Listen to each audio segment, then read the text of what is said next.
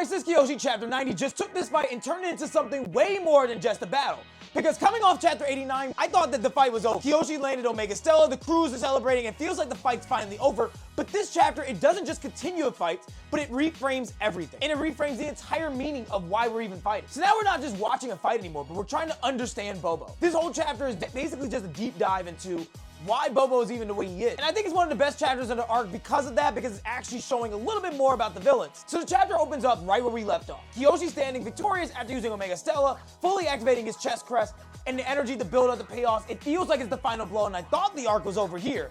The squad is cheering and everybody screams that it's over. But then the story slows down and we get something that this fight was missing, which is a lot more context about why Bobo is even doing this in the first place. So we end up going into a Bobo flashback. We shift right into his past and immediately the tone changes. So we see his mother, and this is super important because we actually got hinted earlier that his mother was not a bad demon, because it's not what you expect. She's not only not a bad demon, she's gentle, she's kind, and she's actively trying to work with humans and actively trying to be peaceful with other demon groups. And she also, the key thing is she has the same exact ability as Bobo, the ability to power to stockpile demon energy and share it amongst others. But here's the twist. She's considered very weak because that skill is a sharing skill, and a lot of demons obviously don't care about sharing, even with that power. Because in this world, power isn't just about ability, but it's about perception. So then we get reintroduced to Bub back in his prime. And at first he only wanted her power, but over time he actually ends up falling in love with her. And I think that detail matters because the Bub that we saw nowadays, the kind, bubbly, fat guy,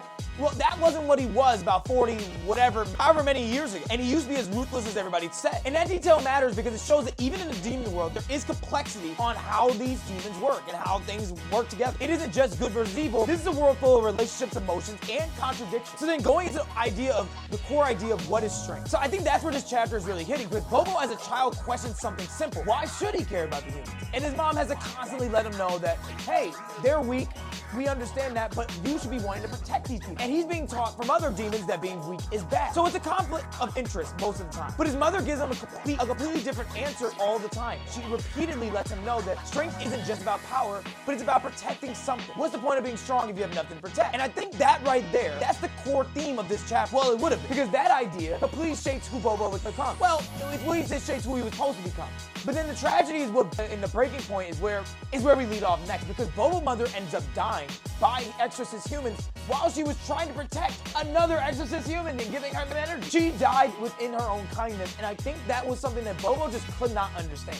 And in this moment, it completely breaks Bobo's entire worldview, because to him, this only proved one thing, that kindness just leads to death, and weakness leads to loss. So instead of rejecting that idea, he twists it. We come back to the present, and Bobo says something that still hits hard now. He says that he will be kind.